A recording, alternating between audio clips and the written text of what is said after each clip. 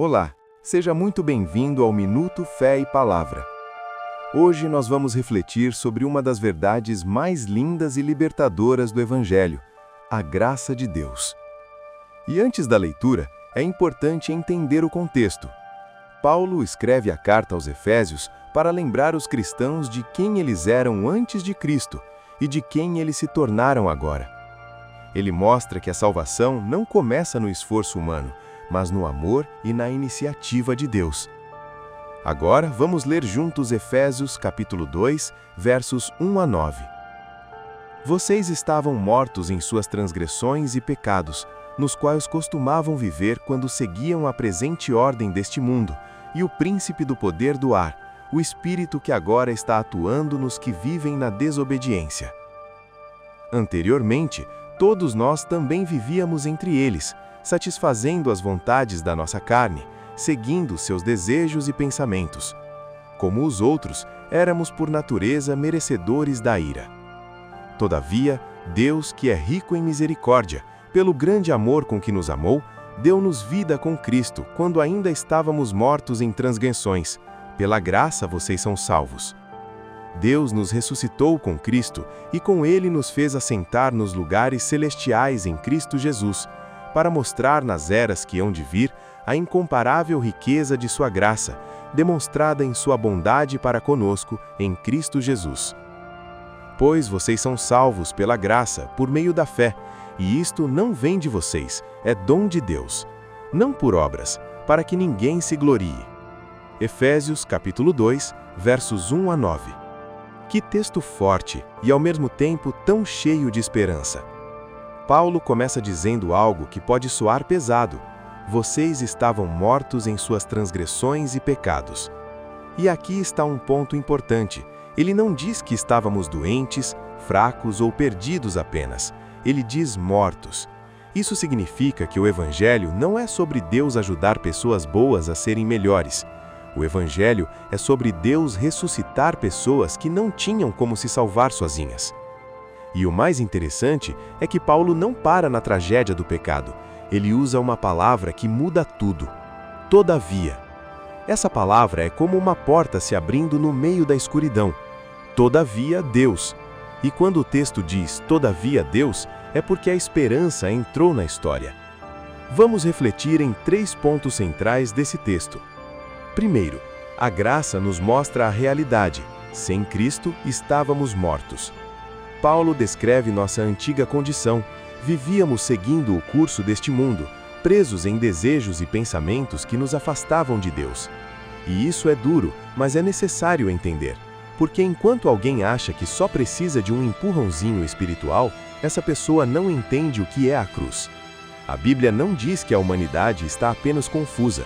Ela diz que a humanidade está separada de Deus. Mas preste atenção nisso. Paulo não escreve isso para condenar, e sim para preparar o coração para a beleza do próximo versículo. Segundo, a salvação começa em Deus, não em nós. O texto diz: todavia, Deus, que é rico em misericórdia. Agora pense comigo, isso significa que Deus não nos amou porque viu potencial em nós. Deus nos amou porque Ele é amor. E Paulo é muito claro, pelo grande amor com que nos amou. Isso é profundo. Deus não te salvou por obrigação. Deus te alcançou por misericórdia. E o mais interessante é que a misericórdia de Deus não é uma emoção passageira. Ela é uma decisão eterna. Deus olhou para pecadores e decidiu agir. Terceiro, a graça destrói o orgulho e constrói a verdadeira fé. Paulo chega ao ponto principal, pois vocês são salvos pela graça por meio da fé, e isto não vem de vocês, é dom de Deus, não por obras, para que ninguém se glorie. Ou seja, salvação não é salário, salvação é presente. Mas preste atenção nisso. Paulo não está dizendo que boas obras não importam, ele está dizendo que boas obras não são a causa da salvação, elas são o fruto. A graça muda completamente o jeito que nos enxergamos. Se somos salvos pela graça, então ninguém pode se achar melhor do que os outros.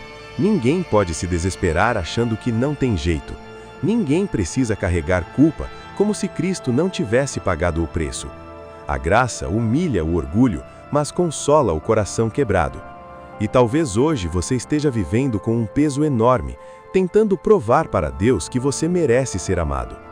Agora pense comigo, se a salvação fosse por merecimento, ninguém teria esperança. Mas porque é pela graça, até o pior pecador pode ser alcançado, e até o crente cansado pode ser restaurado. A graça não é uma desculpa para viver no pecado. A graça é o poder de Deus que nos levanta do pecado. Então, a aplicação prática de hoje é simples. Pare de negociar com Deus como se sua aceitação dependesse do seu desempenho. Volte para Cristo, confie na obra dele, descanse na graça. Porque o Evangelho não começa com faça, o Evangelho começa com está feito. Se essa mensagem está te ajudando, se inscreva no canal e compartilhe com alguém que precisa lembrar que é amado por Deus. Agora eu quero orar com você. Se puder, feche seus olhos por um momento. Senhor Deus e Pai, nós nos aproximamos de Ti com reverência e gratidão, porque o Senhor é santo e ao mesmo tempo é rico em misericórdia. Pai, obrigado por Tua palavra. Obrigado porque o Senhor nos lembra que sem Cristo nós estávamos mortos em nossos pecados. Mas obrigado porque o Senhor não nos deixou nessa condição. Obrigado porque o Senhor nos amou quando nós não merecíamos. Obrigado porque o Senhor nos buscou quando nós não Te buscávamos. Obrigado porque Jesus veio ao nosso encontro. Senhor, hoje nós reconhecemos, não temos nada para apresentar diante de Ti a não ser nossa necessidade. Mas nós confiamos na Tua graça, nós confiamos no sacrifício de Cristo, nós confiamos no poder do Evangelho. Pai, eu oro por quem está ouvindo esse vídeo agora e se sente culpado, distante, fraco ou indigno. Que o Espírito Santo traga convicção, mas também traga consolo. Que essa pessoa entenda profundamente que a salvação é dom, não recompensa. Senhor, nos ensina a viver pela fé, sem orgulho, sem presunção, sem desespero. Nos ensina a obedecer por amor e não por medo. Nos ensina a caminhar contigo com um coração quebrantado e grato. E que a Tua graça nos transforme, que cure o que está ferido, que restaure o que está destruído, que renove a esperança dentro de nós.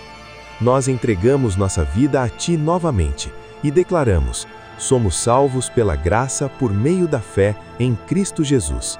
Em nome de Jesus nós oramos. Amém. Se você orou comigo, comenta aqui embaixo. Amém. E aproveita para assistir outro vídeo do canal e lembre-se, a graça não é Deus ignorando o seu pecado, é Deus vencendo o seu pecado por meio de Cristo. Deus te abençoe e até o próximo Minuto Fé e Palavra.